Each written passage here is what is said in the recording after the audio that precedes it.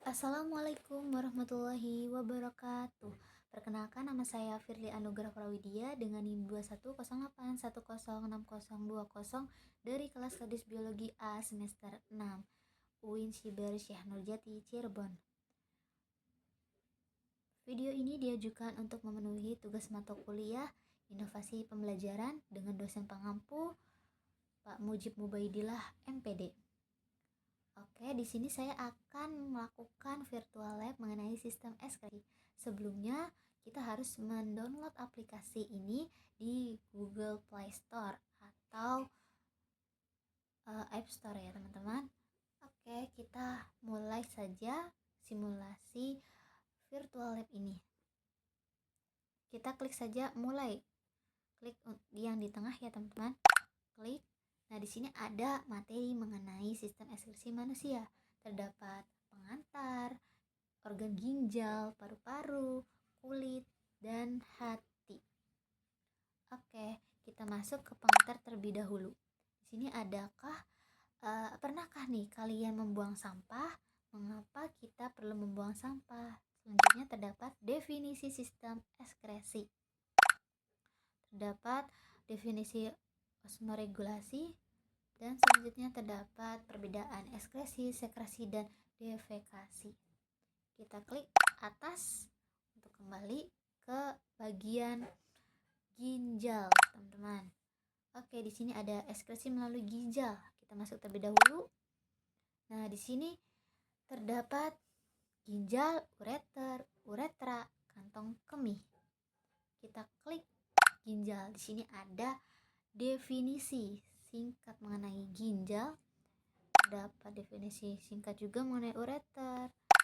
Di sini ada tentang uretra, di sini ada tentang kantong kemih. Setelah itu kita kembali lagi untuk masuk ke bagian ginjal. Nih, terdapat pembuluh darah kortikal, pembuluh darah arkuat, pembuluh darah interlobar, piramida ginjal, papila ginjal, paksul ginjal, kolumba ginjal, pelvis ginjal, dan koleks minor. Kita klik, di sini ada penjelasannya. Oke, setelah itu kita klik lagi tanda silang untuk melihat definisi yang lainnya. Nah, seperti itu ya, teman-teman. Habis ini kita klik tanda panah yang di bawah itu terdapat struktur nefron. Di sini terdapat tubulus proksimal, tubulus distal, tubulus colectivus, ureter, lengkung Henle, kapiler, vena, arteri, glomerulus, dan kapsul Bowman. Selanjutnya kita klik nih untuk melihat pengertian dari setiap organ-organ dari struktur nefron. Seperti ini ya, teman-teman. Setelah itu kita kembali klik yang atas untuk melihat proses pembentukan dari urin. Nah, di sini terdapat proses filtrasi. Bagaimana nih struktur prosesnya? Setelah itu kita klik tanda panah samping untuk melihat proses reabsorpsi. Setelah itu kita klik lagi nih, ada proses augmentasi. Nah, seperti itu proses pembentukan urinnya, teman-teman. Lanjut kita keluar ke bagian gangguan pada ginjal. Nah, di sini terdapat nefritis, batu ginjal, diabetes insipidus, albuminuria, diabetes mellitus, hematuria. Nah, situ ada definisi singkat dari gangguan pada ginjal tersebut. Selanjutnya kita masuk ke virtual lab-nya nih, teman-teman. Ada praktikum uji kandungan urin. Kita klik. Nah, di tampilan ini kita harus memilih alat dan bahan yang diperlukan terlebih dahulu. Kita turunkan saja ke bawah, misalkan satu nih, ada gelas ukur. Nah, terus ada satu pembakar bunsen, ada satu rak tabung reaksi dan 2 tabungnya itu, dan satu pipet tetes, dan ada korek api, 2 sampel urin, dan 1 larutan benedik. Oke, setelah itu kita klik lanjut. Setelah itu kita memulai nih virtual lab-nya. Nah, diambil pipet tetes kemudian letakkan di atas sampel urin A untuk mengambil urin A nih. Oke, tarik pipet tetes ke atas gelas ukur untuk mengukur urin sebanyak 2 mili. Ambil gelas ukur yang berisi urin tersebut dan letakkan di atas tabung reaksi A untuk memasukkan urin ke dalamnya. Setelah itu, ambil kembali pipet tetes dan letakkan di atas larutan benedik untuk mengambil urin larutan benedik. Nah, tarik pipet tetes yang berisi larutan benedik ke tabung reaksi untuk meneteskan larutan benedik sebanyak 5 tetes. Klik tabung reaksi untuk mencampurkan urin dan larutan benediknya. Klik aja. Nah, tercampur sendiri. Setelah itu ambil korek api dan diletakkan ke pembakar bunsen untuk menyalakan pembakar bunsen tersebut. Lalu ambil tabung reaksi A ini dan letakkan di pembakar bunsen untuk memanaskan larutan dan dilihat hasilnya. Nah, berubah warna nih. Nah, setelah itu klik tabung reaksi pada pembakar bunsen untuk mengembalikan ke tabung reaksi rak tabungnya. Setelah itu ambil pipet tetes kemudian letakkan di atas sampel urin B. Nah, untuk mengambil urin lagi. Nah, tarik pipet tetesnya ke gelas ukur untuk mengukur urin sebanyak 2 mili lagi. Setelah itu ambil gelas ukur yang berisi urin tersebut, masukkan ke dalam tabung reaksi B untuk memasukkan ke dalamnya. Setelah itu ambil kembali pipet tetes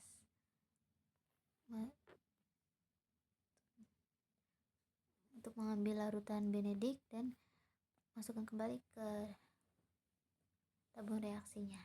Setelah itu klik lagi untuk mencampurkannya. Setelah itu kita ambil lagi tabung reaksi B untuk diletakkan di pembakar bunsen dan lihat apa yang terjadi, berubah warna menjadi warna merah. Klik lagi. Nah, jadi hasilnya warna biru ini hasil reaksinya min. Nah, keterangannya itu kandungan gulanya itu normal. Jika berwarna hijau kekuningan keruh itu hasil reaksinya plus menjadi 0,5 sampai 1%. Warna kuning keruh ini plus yang dimana kandungan glukosanya itu 1 sampai 1,5%, dan berwarna coklat atau jingga itu plus kandungannya itu 2 sampai 3,5%, dan merah bata itu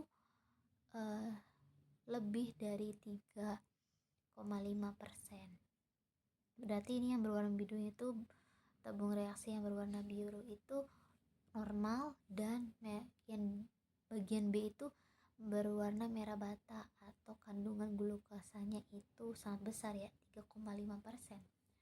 Kita klik lanjut nih teman-teman untuk kembali ke bagian organ lainnya, yaitu organ paru-paru. Nah, di organ paru-paru ini kita melihat lagi definisi dari paru-paru.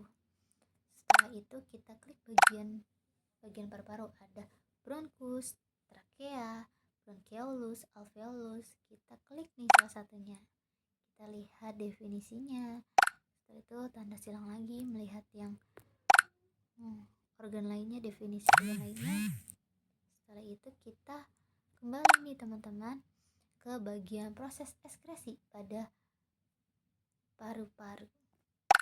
Nah, di sini kita harus melihat video proses pertukaran O2 dan CO2 serta uap air. Klik.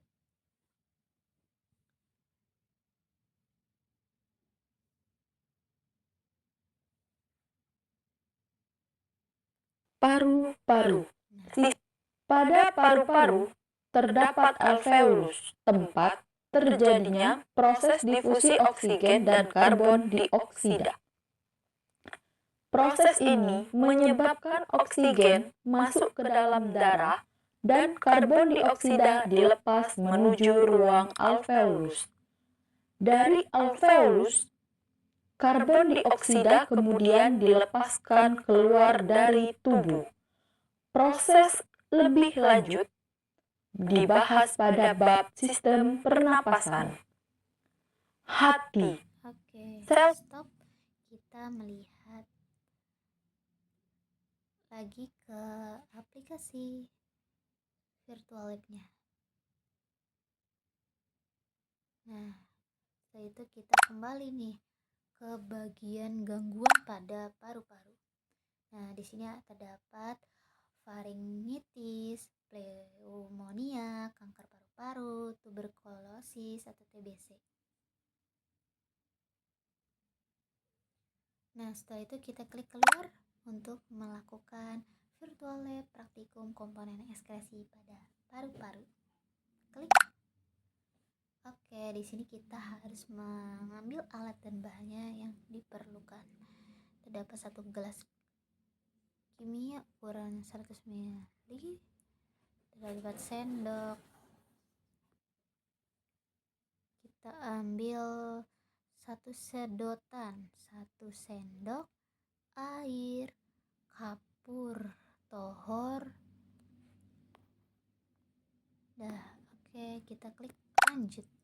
Nah, tarik sendok ke atas kapur tohor untuk mengambil 2 sendok kapur tohor.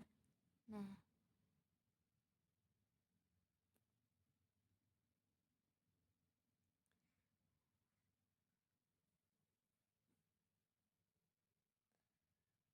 setelah itu ambil sedotan dan diletakkan di atas gelas kimia untuk memasukkan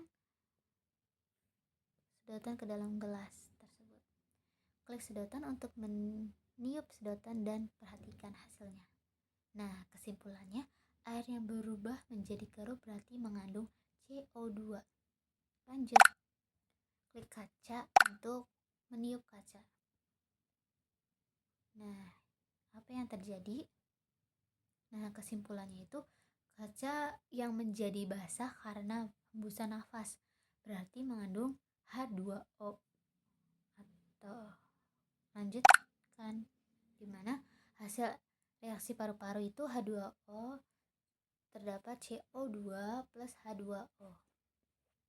Kita kembali lagi ke bagian kulit, organ kulit. Di sini ada ekskresi melalui kulit. Di sini ada pengertian dari kulit. Nah, selanjutnya terdapat bagian-bagian dari kulit. Nah, ada rambut, pori keringat, kelenjar minyak, vena, arteri, jaringan adiposa, akar rambut, jaringan syaraf. Nah, di sini kita klik saja, terdapat definisi-definisi singkat dari organ struktur dari kulit. Oke, kita kembali saja. Kita melihat proses pengeluaran kulit. Klik, kita menonton video terlebih dahulu.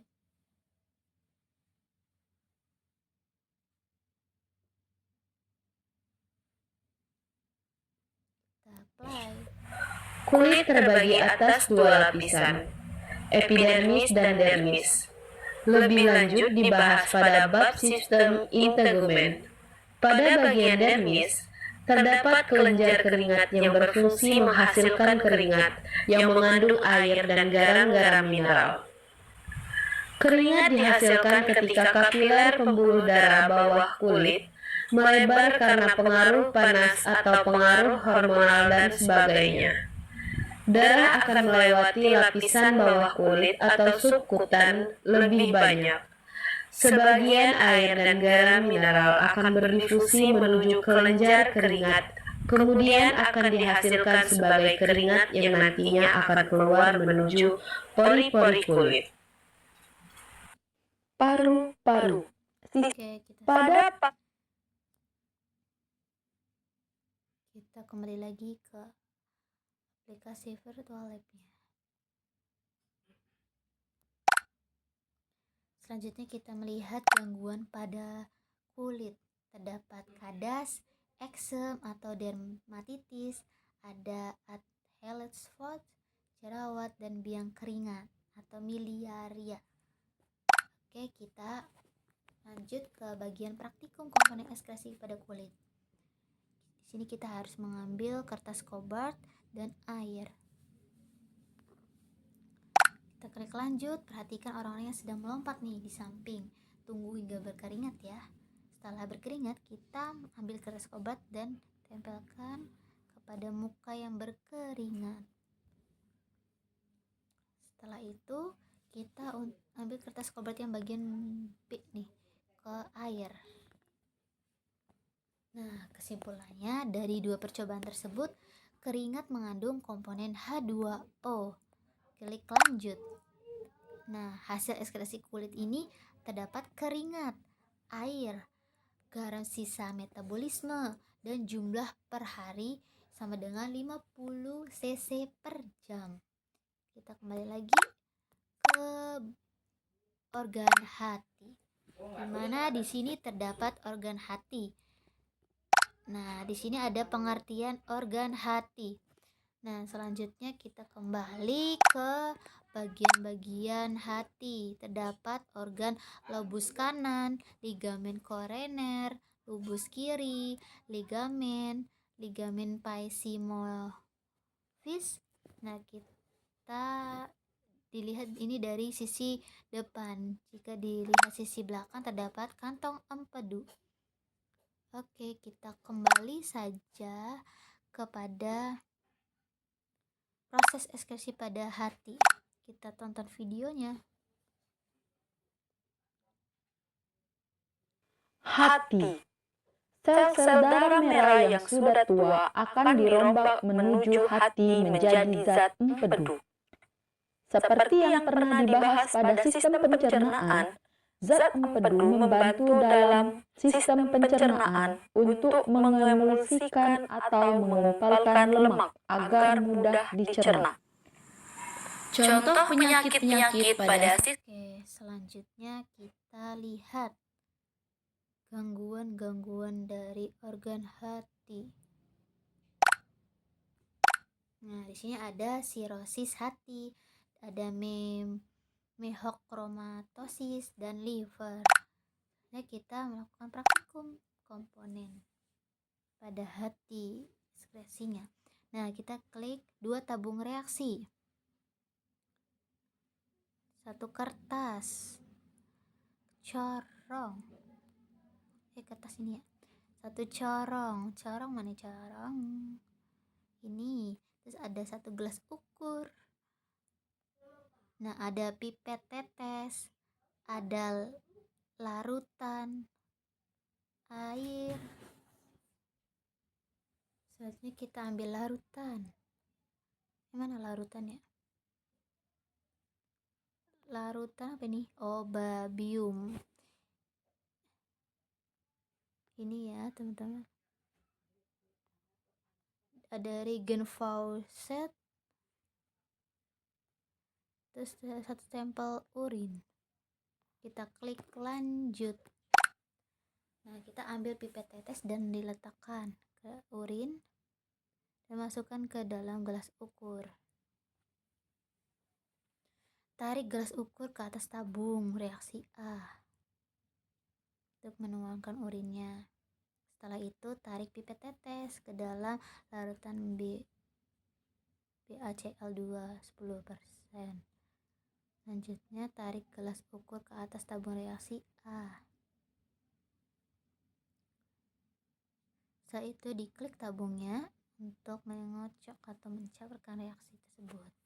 Ambil kertas saring dan diletakkan ke dalam corong.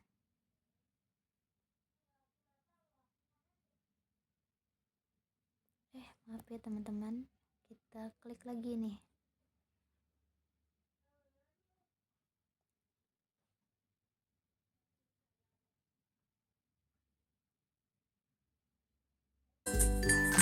Oke, kita masukkan kertasnya ke corong. Terus itu ambil sabun reaksi A nih teman-teman. Untuk menuangkan cairannya.